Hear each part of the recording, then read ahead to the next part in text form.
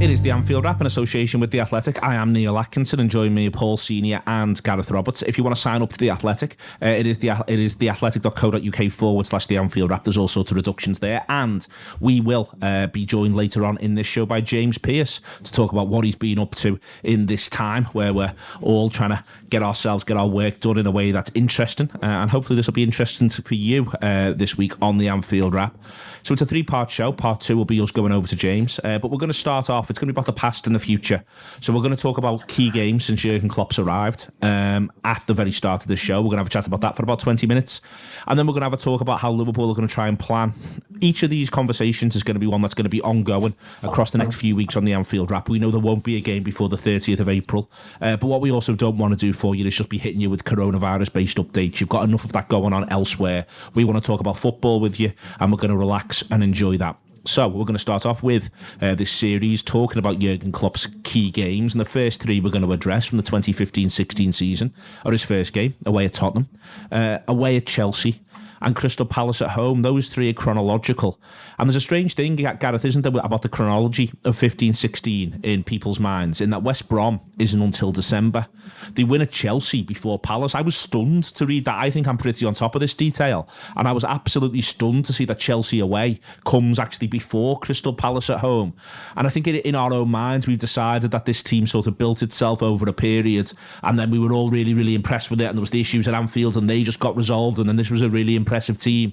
Whereas it's much more accurate to picture this season under Klopp as being really stop-start.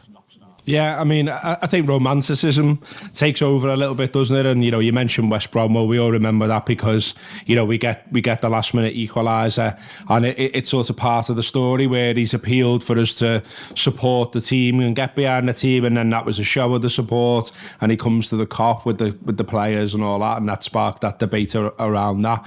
But yeah, it is stop-start, and if we start with the Tottenham game, the very first game, I think it's worth saying that I'd start it with the press conference, because I know the press conference isn't a game of footy, but it felt like one because we all came out of it going, get in, this fella's absolutely great, and he was brilliant in that press conference. I've watched it back a couple of times, sort of, you know, just randomly to cheer myself up.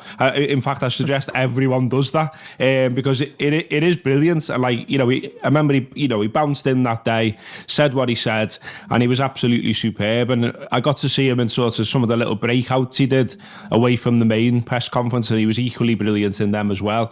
So from day one, he was sort of managing the press, managing us, telling the world what he was all about. And so when we went to Tottenham away, we were bouncing for it, we were ready for it, and there were already Jurgen Klopp flags in the away end and things like that before a ball had even been kicked under him. And that game, I just mentioned romanticism. It was a bit shit, to be honest.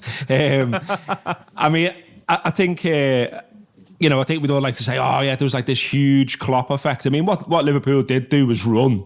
They ran and they put the effort in, and, Lallana famously stumbles into Klopp's arms when he comes off. I've never seen running like it on a footy pitch in my life, from both sides as well, because Tottenham ran as well. They did, yeah, and I think they were known for that style, weren't they? And Liverpool matched it. I think it was the first time that season that anyone had run as far as Tottenham, and also it was the furthest Liverpool had ran in a game. And there was lots of talk about running, wasn't there? I remember people saying like, football's not about running, it's about winning. And I mean, I think Origi hit the bar, but other than that, we didn't have a lot of chances in the game. And I think Tottenham had one or two. I remember Mignolet making a couple of saves. But I think all in all, we were happy. We were happy to just see a bit of fight away from home, because we've been shit on the road for quite some time.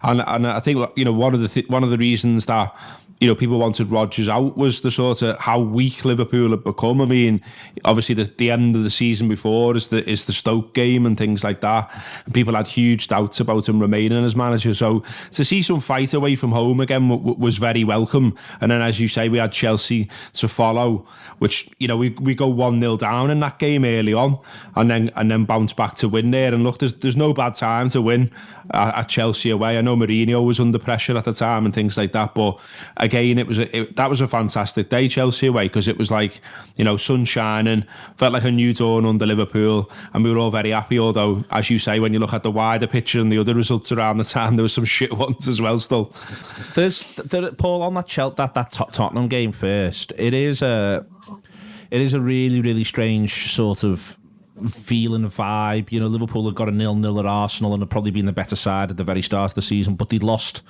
at Old Trafford, but they got a draw at Goodison, and yet it did feel markedly different straight away, that Tottenham game. There was an unbelievable amount of desire from Liverpool. There was an unbelievable amount of graft from both sides. I just remember coming away from that game, you and I together, both being stunned by the intensity of the running from both teams, and it was as though all the other stuff will come, but for now it's very much about putting it all on the pitch. Yeah, but what you look for with the new manager is just the little green shoots of things that are to come. That's the thing you want from it. You've appointed a new manager with no transfer window and whatnot. You can't expect to see the final product straight away. So going into that, you wanted to see what the future looked like, and I thought we seen it. I know it was a 0-0, but you've seen motivation, efforts, will to win, even though they didn't, and just the things you don't see when a manager's about to lose his job is.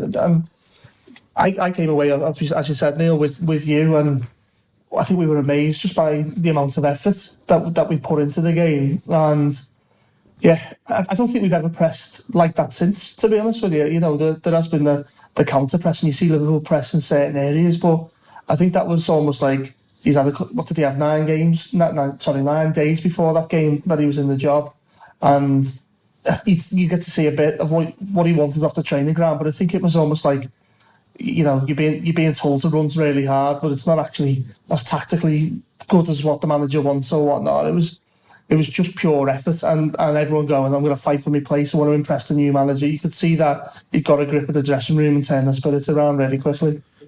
Just on that, I'll just run through the team. It was Mignolet in goal, Klein right back, Moreno left back, Sacco and Skrtel centre halves, Milner, Coutinho, Lallana, Leiva, Chan across midfield, Origi up front, Paul, and there is the infamous thing of Lallana falling into his arms, as Gareth said before. But it's interesting to me what you just said there about sort of, like, it may not have been the smartest run in the world, but it was as though everyone understood that there was a relatively easy way to impress this manager, and that was the first way to do it. That all the other stuff is still being a work in progress, but the idea that you run until you drop is your first step if you want to impress Jurgen Klopp. Yeah, and I think it was maybe a little bit insulting towards the manager, like that's all he was about running an effort, but it was clear that everyone was on board with step one. And I think you even see as far forward as this season, Chris Wilder, when we played Sheffield United at home, him saying, this is a team that's running away with the league, world champions, European champions, but they do all the basics right. And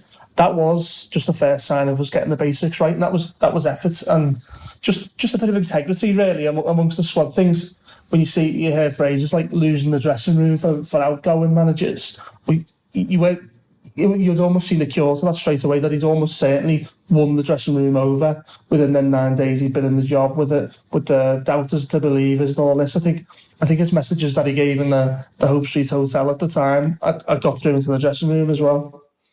There's something, Gareth, about to talk about our opponents that day. Tottenham go on and finish that season in third, and arguably, along with Arsenal, should have pushed Leicester a lot closer, to be honest with you. And I think they go off a cliff once they can't win the league against Leicester. Maybe they were the second best team in the country that season, or second to Leicester. And then the following season, they come second to Chelsea. The point is that Liverpool here, they're not coming up against a side who, they come fifth the season before Tottenham. It wasn't the idea we maybe cast this Tottenham side as though they were sort of still finding themselves. That's not true, is it? This was a strong Tottenham team that was going to look to go on and do the business. It was a tough place to go, White Hart Lane that day.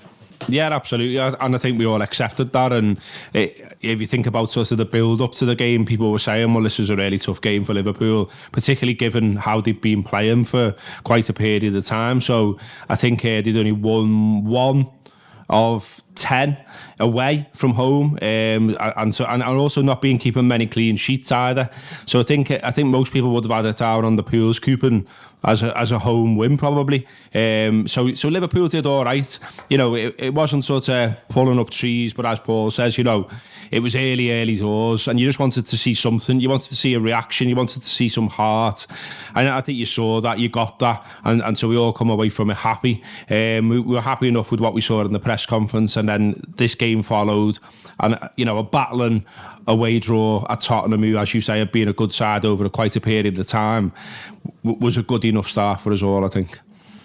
That Chelsea game then, Gareth, is one which, I saw the highlights of it relatively recently, and for me, one of the things the manager does, and you can see it in his selection that day, is he commits early on to part of how he's going to get results is going to be the relationship between Coutinho and Firmino. That you get to see a little bit of that day. He doesn't start with what felt like at the time as though he's not started with a recognised striker, and that I remember that was a lot of the early commentary talk on the match when it was live on Sky. I can remember that Ramirez scores really early for Chelsea, and I can just remember whoever it was co-commentating kept saying Liverpool are playing some good stuff, but they just haven't got a centre forward. Those people are about to be proven very emphatically wrong about Roberto Firmino, but it did seem as though that day Liverpool were able to look after the ball a lot better, play some decent stuff, lessons have been learned, but you weren't quite sure where the goals were coming from, and then all of a sudden Liverpool found the goals. Yeah, and Coutinho, we haven't been getting much change out of Coutinho around that time, well, previous to that as well. He was another one who, he wasn't, we all know what he's capable of, but he hadn't been showing it too much. So, for him to be the match winner that day, again, told you that, here's a man who's playing for the new manager, basically. And with Firmino, I think it's worth remembering that back then we weren't sure about him. We were a bit like, who's this fella? What does he do? And I can remember us having conversations on the Anfield Wrap about him, just like saying, what's he bringing to the side? Not too sure about him. And I had a mate who watches a lot of Bundesliga, and he kept saying to me, like, be patient, he's quality, he's good, he'll come good and all this. And I remember being like, I'm not sure, but I mean, obviously Rodgers used him in some strange ways, and he didn't settle. Probably that obviously played a part, whereas, as you say, Klopp very early on was bigging him up massively. I remember him saying he was really surprised that Liverpool had been able to get him, given their standing at the time, and that he was delighted to be working with them because he was one of the best players in the Bundesliga and this kind of thing. And so you were like, oh, hello. And then, Chelsea, this game, we see him, don't we? But the one that always sticks out, and I'm sure we'll do it on another one, but is Man City. Him and Coutinho that day absolutely tore Man City apart. And I think that was the day where we really thought, hello, we're on to something here. But yeah, we weren't sure that there was a player there, which is mad to say now, knowing what we know and knowing how good he is and knowing how much he's loved now. He wasn't loved then, it's fair to say. It is fair to say, isn't it, Paul? He just hadn't really settled. I mean, this is all the way now. And because you forget, or your brain doesn't quite work properly around this is the 31st of October. So he's been at the club since August. There's been a fair few games there. And you were just waiting to sort of see a little bit more from Firmino. Coutinho had a really good spring under Rodgers at the start of the year. But, even in the 13-14 season, Coutinho doesn't score a rash of goals. So the idea of Coutinho getting a brace as well was a little bit unlikely, and him being a little bit more involved in the attack, a little bit more of a dynamic final third player who could stick the ball in the back of the net. That was fresh. Yeah, definitely. Again, it was just what I just said about the Tottenham game. You were starting to see things you wasn't seeing under the previous management. So I was very confused as to what we bought in Firmino. He was being almost pitched as a bit of a wide player that doesn't have all that much pace, and you could see that he had a nice touch about him. But how without pace was he going to do a job the likes of Eden Hazard was doing in the Premier League at the time or whatnot? He wasn't that type of player. So I in my head thought we'd maybe bought another sort of Dirk Kuyt type player who was just going to be a lot of effort but not score tons of goals. And I think it was in this game because he doesn't play in the Tottenham game that we started to see that what we know about him now. Firmino, but I mean, Coutinho was the one that I think we were all pinning our hopes on. There's the rest of this side on this day, Gareth. It's a total team performance against Chelsea. That's one of the things, is that yes, they get the early goal, but then they're not really back in it. There's bits and pieces from various sort of newspaper reports on the day, which do tell the story of where that improvement needed to be, and that this is the day that, for instance, everyone had not just worked hard for the first time, but actually played a tiny little bit of football for the first time as well, moved the ball around, pushed from there. There's even a mad question as to whether or not there could be an early title challenge to Klopp afterwards, and he just says, "Oh, please, are you crazy? I've been here 3 weeks. You think after one win at Chelsea we should be thinking about winning a title?" But he's quite, but that's how well Liverpool play on the day. It isn't just the idea, well, Coutinho does some magic stuff. Both Emre Can and Lucas play really, really well over the course of the game. Milner's in there as well. It is a total performance from the Reds. Yeah, absolutely. And again, Chelsea may have had the troubles at the time, but you don't get an easy 3 points at Stamford Bridge. You just don't. I think it was the first time Liverpool had scored 3 goals there since the 80s or something like that. So that shows you that, you've always got a tough game there. And, the crowd turned on Mourinho, didn't they, that day? And there was a lot of talk around that. I think what was also different from Klopp that day as well, maybe to what you used to from other managers, is he said, and he meant it, that he felt sorry for Mourinho, and like, to us as fans, you're a bit like, hang on, what? That's the what? But it was your first glimpse, if you like, sort of as Liverpool manager, of a man who does things a little bit differently and doesn't play into all the usual stories. He's been the same about Everton, hasn't he? Right throughout, he's never said a bad word about them. He's never got involved in the whole build up to a derby and making it a different. He just says all the time, it's just another game. It's just another game. And you've seen the way Liverpool played, particularly in the last derby, that the players have bought into that. They do just see it as another game now. But, looking back now, I actually think that that was how sound was that of him to be talking like that about Mourinho and saying that, he'd been in the same boat, he knew how horrible that was and that kind of thing. I mean, that was one of the first glimpses as Liverpool manager into what a great human he is, on top of everything else. I think we've got to remember as well, sorry Neil, is that when we appointed Klopp, I'm not saying he was properly damaged goods, but there was still, that season he'd had at Dortmund was still a little bit in people's minds. And Gareth obviously references about his sympathy towards Mourinho and the predicament he's in there. Well, he'd just been through that, and I think if anything, that probably made him a better manager. In terms of, like, he'd only had pure success really until then. Whether it was, obviously he's gone through the leagues, and his story at Mainz is interesting, but at Dortmund it went really well up until the bit where it really didn't. And I think they were real relegation candidates at one point, weren't they? Yeah, and they managed to really turn it around. And does he leave at the end of that season? Does he?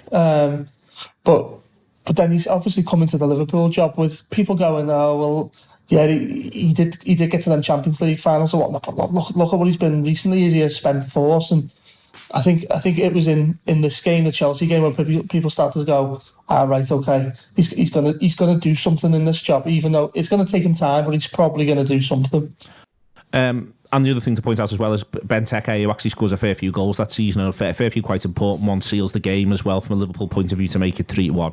We'll talk more about Benteke in the weeks to come, going through this season in Jurgen Klopp's key games. The next one, though, I want to talk about, Paul, is Liverpool 1, Crystal Palace 2, the last one for this one, because it all gets resolved to an extent in the run coming up. But this is Liverpool side, and this is why it's important really to remember the Chelsea performance and the manager being genuinely a combination of mystified, upset, quite openly sort of emotional about the number of people who walked as soon as Scott Dan's ball hit the back of the net. And it is worth remembering that there've been a number of games at home where we conceded late equalisers or late winners across the previous 12 months. It isn't as though people just had a bad day that day. There's a reason why people had just sort of given up hope. And I think it was maybe the first time he'd said, as Gareth mentioned, the press conference, doubters to believers in the press conference. But I really do think this is the first time he realises exactly how big a job that is.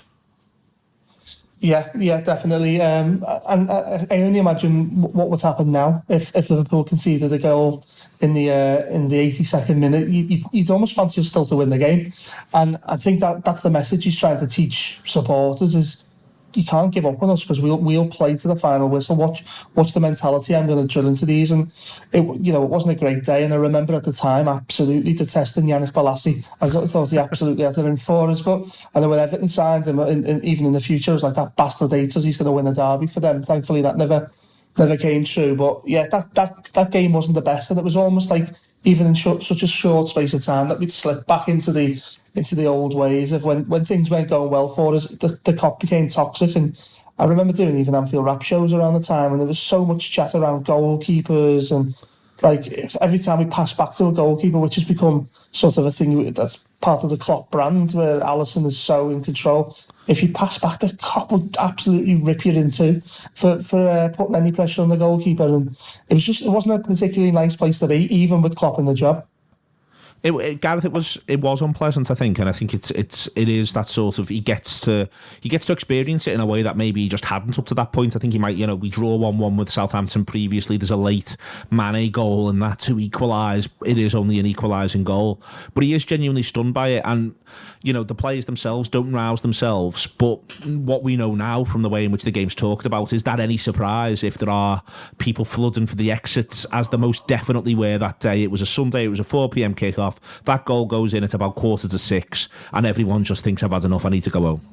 Yeah, they absolutely streamed out. But I mean, as has been mentioned, I think we've got to say that we've been worn down over a long time, and yet we'd had a bit of a new manager bounce. But I think a lot of us had doubts about the mentality of a lot of the players at the club at the time, and I think. I remember Scott Dan scoring, and not only did everyone lots of people flood for the exits, but the players' body language was not good. And I think, as Paul says, now you'd fancy them. Like you've seen them go so many times late into games and win them, draw them, pull something out the bag. There was no chance of Liverpool doing that day. That was why people were heading for the exits, because the goal had been coming. Palace had been the better side for the second half at least. And I think when it happened, it was just like, fuck this, I've seen this before. I know what happens here. I've watched this film before. And that's why people were walking out. Obviously, it was presented as an issue around support, but it was residual, feeling from a load of games and hangover still from Rodgers and things like that. I mean, you look at the side that was out there that day, and there are plenty, it sounds harsh, but there are plenty of players on the pitch that day that I think a lot of people were fed up of watching play football for Liverpool. So, Mignolet was in goal, Klein, Sacco, Moreno, Skirtle at the back, Coutinho, Lallana, Lucas, Chan, Iben, Benteke. I mean, you almost can just leave it at that. And I think Firmino's on the bench, isn't he? And he brings him on, but it doesn't work that day. If anything, it sort of makes the situation worse. And yeah, I mean, we're a million miles away from there now is the key thing to say, isn't it? Because, it seems weird even talking about it now, because going to Anfield now was such a brilliant experience. And, I was talking to Ian Ryan before when we were doing Talking Reds, and we were talking about, Villa away this season and how good that was. and now you've been watching a team and a manager and a squad that run through walls week after week after week. They didn't then, and that's why people were walking out. Okay, we will do more on this next week, move forward with another 3 key games from Jurgen Klopp's time in charge. But thank you very much to Gareth, thank you very much to Paul for now. I'm going to speak to James Pearce from The Athletic, and then we'll be back to talk about what the future holds. I'm joined by James Pearce from The Athletic to have a chat about, the work he's done recently. And the thing I actually wanted to focus in on, because I thought it was just a really interesting interview with a really interesting Liverpool personality and legend, James, as you chat with Sammy Lee, which was tinged with a bit more sadness than I was expecting in a few places. He's ended up living quite the life, Sammy. There's been a lot of ups, a lot of downs. And there's a lot of them sort of still, even, in the Liverpool firmament, in his coaching career, every little aspect of it not quite being able to find his place. Yeah, first of all, I'd say he was great company. It was an interview that I've been trying to do for a number of months, and he was actually pretty reluctant to do it initially. He kind of said, "Oh no, I don't really do interviews, and no, I'm just keeping a low profile and all the rest of it." And I had to try and kind of sell it to him that I felt as if it would benefit him to put his name back out there as well, because that was the thing that struck me from the conversation with him, that someone with 30 years worth of coaching experience, and you look at the elite managers he's worked alongside, and he said that since he left Everton nearly 2 years ago, he hasn't had a single coaching offer, which when you think of the young managers coming through in the game now, you think that surely there has to be room for someone with Sammy Lee's experience. It's one where you do wonder whether or not there's something about Allardyce where, he is a remarkably complex figure, Allardyce, in a way that he himself doesn't put out there. I find him quite difficult to talk about and relate to, because he was hugely innovative when he first came through at Bolton, but he seems to settle into his after-dinner personality for me all too easily.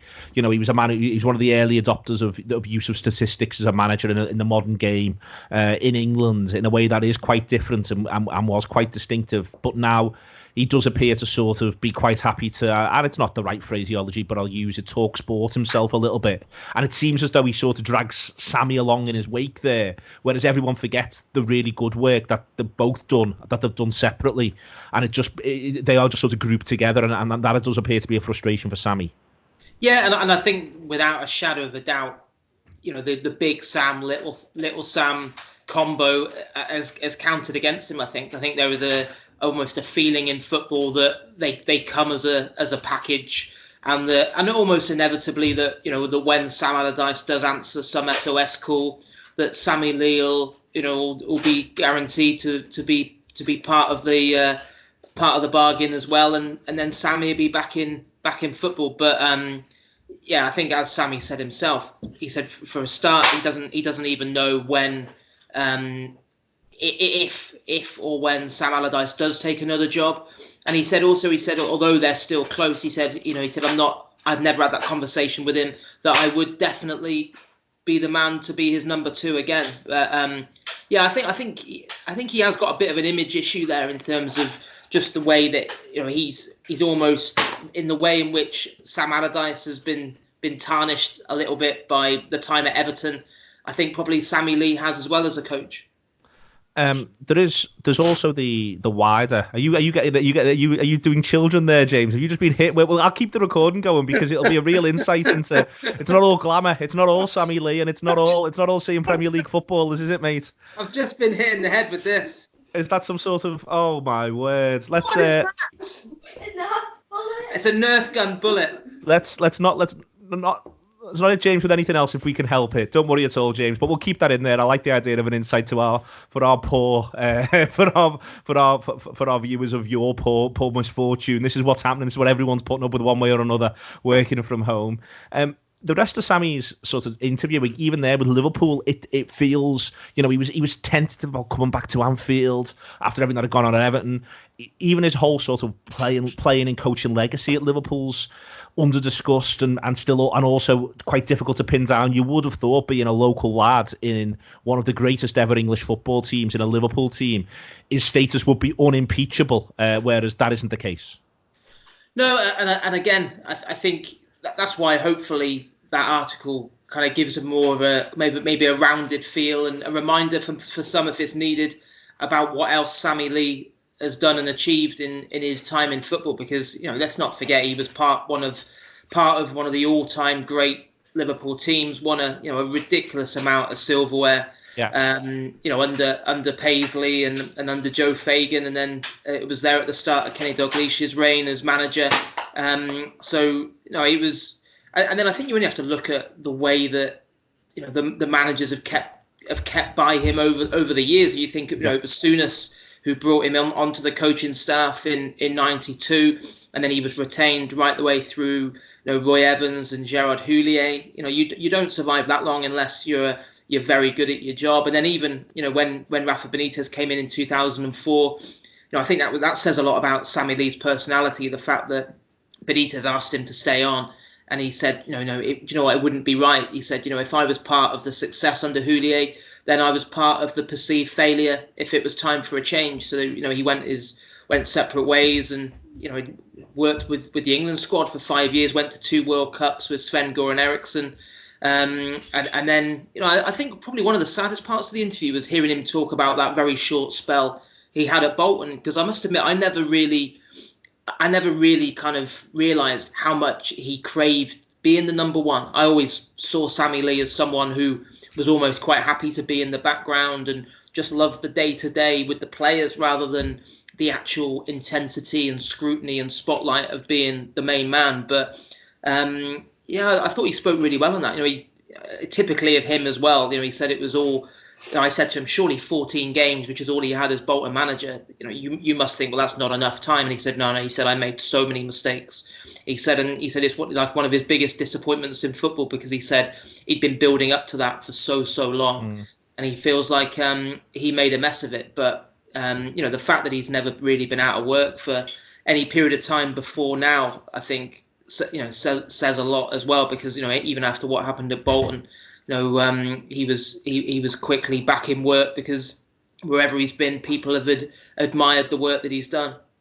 In the wider piece, theoretically, at least Liverpool return to training next Monday, or return to Melwood, return to be checked out by whatever it is that entails at this stage. Are you expecting them to resume some degree of light training, James, or do you think that they may well be told, give it another week at least, and be kept almost on that sort of? It's not like anyone can go anywhere, really, is it? Be kept on that sort of week by week lookout. What are you expecting for the Reds? Yeah, it wouldn't surprise me if that 2-week period was extended. I think the players, like all the rest of us at the moment, are just waiting for news, waiting for developments. They were told it would just be that initial 2-week period, and clearly at some point a decision's going to have to be made about when they feel as if it's right and safe to reopen Melwood. As it is at the moment, it's just been the injured players, and their kind of treatment sessions have been staggered deliberately to ensure that there's not any more people in the building than there needs to be at any particular time. So I don't think there's any real rush at the moment to get the squad back together, because the simple reality is we know that we're not going to be watching Premier League football till early May at the earliest. So for the time being, they're all given these individual training plans, and those without gym equipment have had gym equipment delivered to them to ensure that they can keep themselves ticking over. But clearly for the players, it's just a very kind of surreal and uncertain period. The same as for all of us. Just last little thing on all of that, James, before I let you get back to the homeschooling, is how I'm going to talk in a minute with Gareth and Paul about this. Liverpool are it's fair to say, a fastidiously planned unit. And while at the minute, obviously, the players can't train, there will be people senior in the club in any department who will be discussing planning. But it is worth pointing out, isn't it, exactly how difficult that planning is now, because no one's even got a real sense of what next season's going to look like, let alone when this season's going to complete itself. And that is a challenge for a Liverpool outfit who have excelled in short, medium and long-term planning. Yeah, and I think it must be just so strange for Klopp and all of his staff, because you're right, the attention to detail, the leaving absolutely no stone unturned. And at the moment, what are you supposed to analyze? Someone said to me the other day about, do you think the players will be, scrutinizing certain things and certain opponents and, why scout and all the rest of it to examine little bits and pieces? But, we don't even know, let alone when or who Liverpool will be facing next. So, and there are big knock-on effects, in terms of, I've spoken to a few agents in the past week who all said the same. Everything's on hold.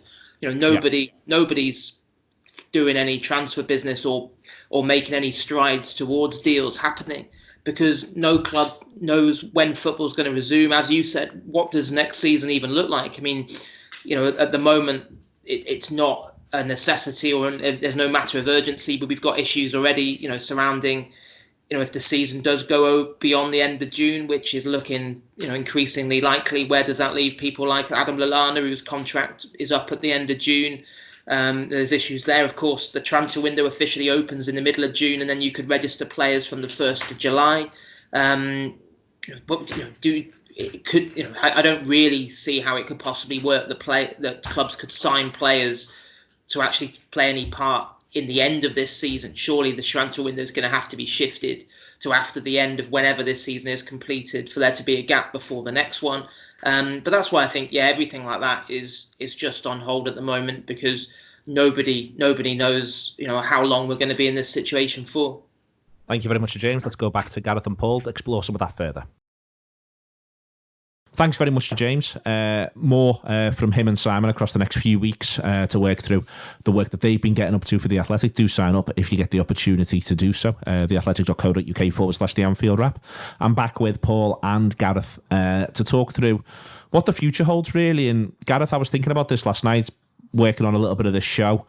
And the first thing is that Liverpool love to plan. We know Jurgen Klopp loves to plan. It underpins so much of what he does really, really well, planning, thinking things through. It's really difficult, isn't it, for Liverpool to plan right now because of the public health crisis.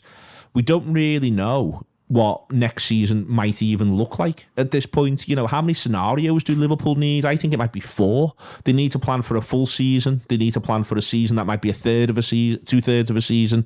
They might need to plan for a half a season, or they might need to plan that, it's possible. I think it's unlikely, but it's possible. There's no 2020, 2021 season at all. That's a lot of scenarios for Liverpool to have to think through. Yeah, and proposals as well, isn't there, out there now about a season but without cup competitions as well and things like that. I mean, it is just crazy, isn't it? It's absolutely up in the air. And as you say, how do you plan? I mean, even down to, a podcast about Liverpool. How do you plan, Neil? And it's look, it's a wild time for everyone. And you saw stuff today from like medical experts as well saying, they're worried about sort of the condition of the players and the idea that, the players have got to suddenly turn around and play 2 or 3 games a week to try and get through the fixtures that are remaining and things like that, and the problems around that. We've obviously seen Liverpool's, it's out there today that the psychologist has issued certain advice to all the Liverpool players as well. There's that aspect. So there's so much. I mean, everyone thought it was absolutely nailed on that we were getting Timo Werner, and now, the noises are from there that they might not even sell him because they don't think it'd be the right time now and things like that. So, if that was a plan for Liverpool, that might now be a plan that's torn up. And as you say, it must be so difficult. And all they can do, I guess, is try and make sure that the physical and mental health is as good as it can be given the situation. I mean, again, it was something we talked about on Talking Reds, but, it doesn't really matter that they've got big houses and loads of money. Like, this crisis that we're in at the moment, so there's a big leveler and we're all in the same boat. We're all concerned, we're all worried, we all don't know what's going on. We all should follow the same advice that some of the stuff the psychologists were saying, not watching news 24 hours a day and things like that, because it'll take you to somewhere you don't want to be. So it is so difficult for them. But one thing that slightly annoys me is the stuff that you see from, and I know I probably shouldn't even reference them, but look, we are where we are. The likes of Andy Gray coming out and saying things like, whenever we do get back to football, Liverpool won't have it all their own way. Like, they're not gonna forget how to play football. I mean, he was saying things like, will Van Dijk be as dominant? But why wouldn't he be? Because he's still going to be Van Dijk. Do you know what I mean? So I don't like that kind of stuff. I think Liverpool, whenever they do return, will still be a brilliant football side.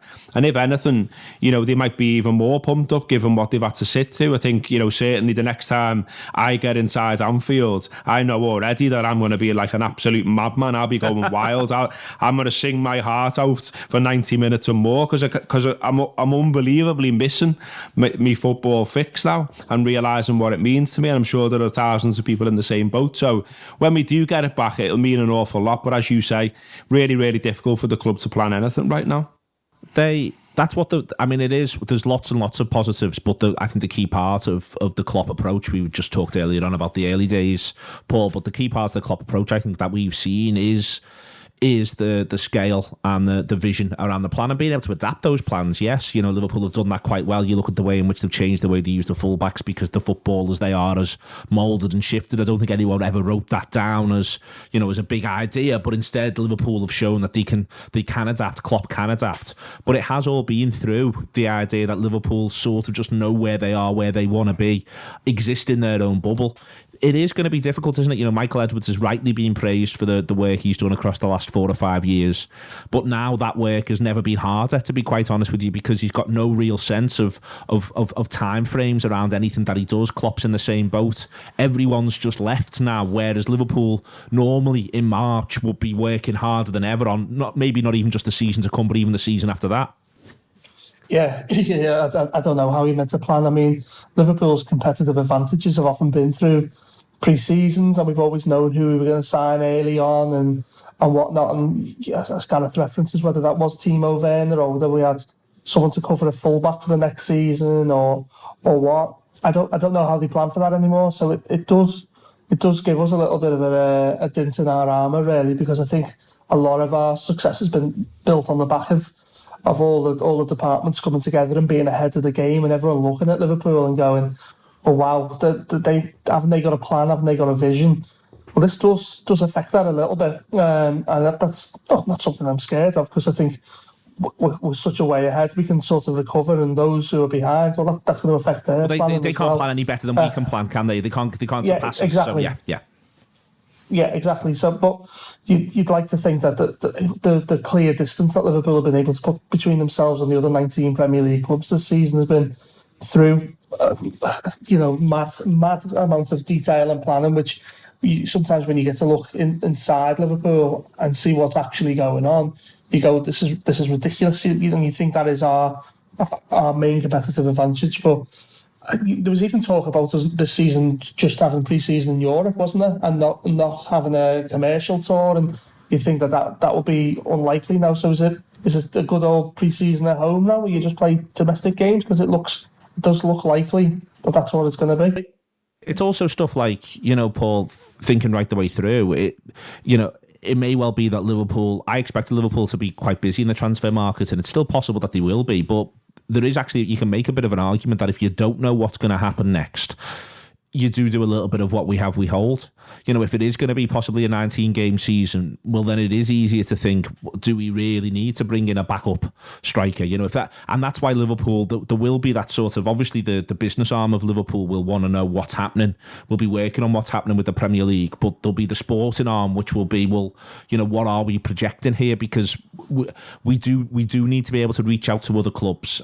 Every club will be in the same boat, but it is that sort of, my point is that there isn't a single department of the club, there isn't a single aspect of running a football club that isn't hugely impacted by this. And I do think it will take a little bit of brilliance, really, from Liverpool to ensure that they do look after themselves through this period. And I do wonder whether or not consistency may be what Klopp falls back on, because we've seen that from him through his entire time at Liverpool. He tries to find consistency and constancy where he can.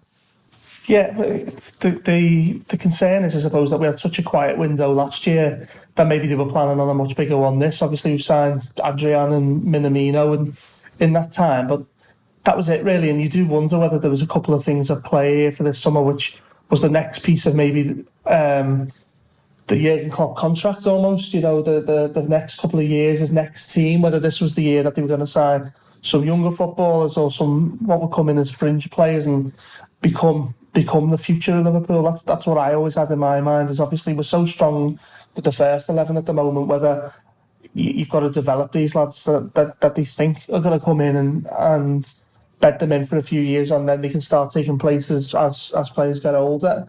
The other thing as well is it's not really been spoken about much, I don't think, is the commercial side of it, where Liverpool will have had huge plans around obviously winning the title and the Nike deal and how that goes hand in hand. And you'd imagine that both them things, they're not in tatters, but I know there's an element of it that's sort of linked to sales, and that through global economic crises will damage Liverpool in some way. So yeah, there's a lot to protect. Hopefully Liverpool can come out of it with some sort of momentum and push forward in the way that they had already planned.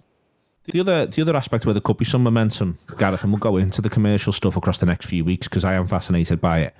But there's a negative here, which is that on the one hand, there's young players for whom games are so important at any level. Them being able to get time on the pitch and work, that's gone. But the flip side of that is that, for instance, and I'm obviously ever so slightly projecting here, but if I'm someone like Curtis Jones, I'm desperate for Liverpool's training to come back next Monday, and the idea of, you know, getting 3, 4, 5 weeks working with the first team, if indeed Liverpool do come back for training, playing in those practice matches every single day, you know, there is, if you are Curtis Jones, you are thinking, well, it actually becomes a window between his mentality and what he does in training to be able to impress the manager, I think. And I think there's maybe a couple of the younger players or the fringe players, Chirivella as well, maybe, for whom this becomes an opportunity to say, introduce me more into your plans, because you know me, you're working with me, you don't know anyone else, and you don't know what's going to happen.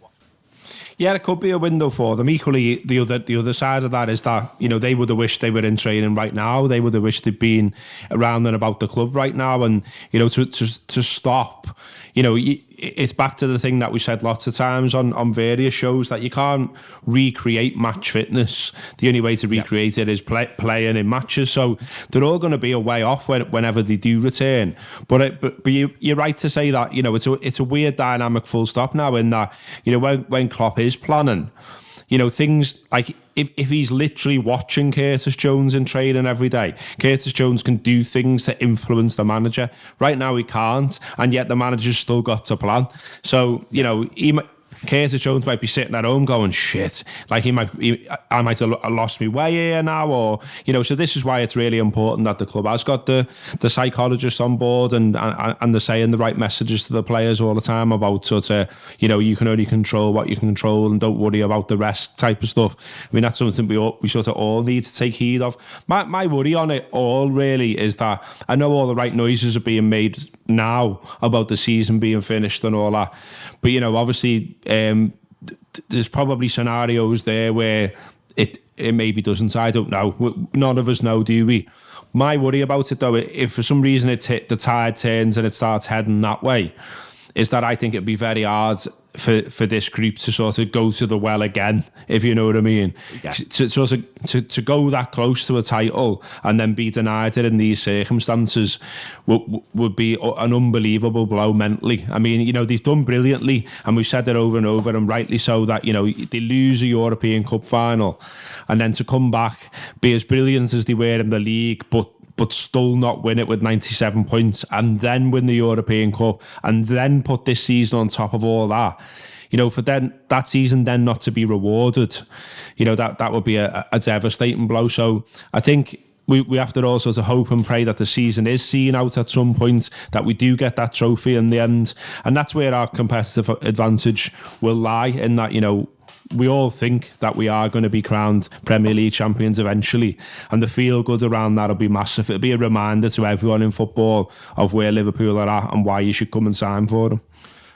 Last little thing is the idea of the players who may well have had their eye on this summer to leave, whether out of contract, Lallana be an example of that, or with 1 year left and looking to get some regular first team football, Lovren being an example of that. Paul, there will be footballers who themselves now aren't quite sure what the next move entails. And again, if Liverpool do decide that what they need to do is have some consistency, where maybe Liverpool's approach to them might actually change a tiny little bit too. Yeah, I did wonder when this virus started getting even more and more serious and games started getting cancelled, whether you would start seeing some footballers get maybe one more year that they wouldn't have got in normal circumstances. I think like as we've said, it's a familiarity thing, isn't it? That I think that some football clubs will be able to rely on and maybe go, okay, well, to get us back to a period where we're looking at full season straight in the faces, maybe just keep hold of some of the guys we didn't intend to come this summer ahead of the 2021 season. That you know, the likes of Lovren, maybe even an extension for Adam Lallana. I just wonder what Liverpool did have in place and how much they had in place that they'll be able to call on and maybe still finalise them deals, and just how much business they were planning on doing, because he's not keen on doing tons, the manager, ever really. I think he's done blocks maybe at Dortmund when he's first taken over, but you don't see him like ripping up the playbook and going straight after winning a title. So I'd like to think he had 3 or 4 lines up that were real quality, and I'd like to think we can still get them done. Okay, thank you very much to Paul and to Gareth. More on that across the next few weeks. Looking ahead to the future, we're going to do it in blocks, one aspect of a time, just setting it up at the moment, and more on Jurgen Klopp's key games as well. More with James and Simon to come across the next few weeks too. It is the Anfield Wrap. Thank you very much for listening. Hope that you're enjoying the subscriber stuff. If you are subscribed, if you're not, now might be a nice time to do it. You can download our app and you can go to the anfieldwrap.com/subscribe to do that. If you have got some time on your hands with everything that's going on, there's loads and loads of stuff on there as well, and you can get the older stuff, and we're trying to make that a little bit easier at the moment too. Thank you very much to Paul. Thanks a lot to Gareth. It has been the Anfield Wrap.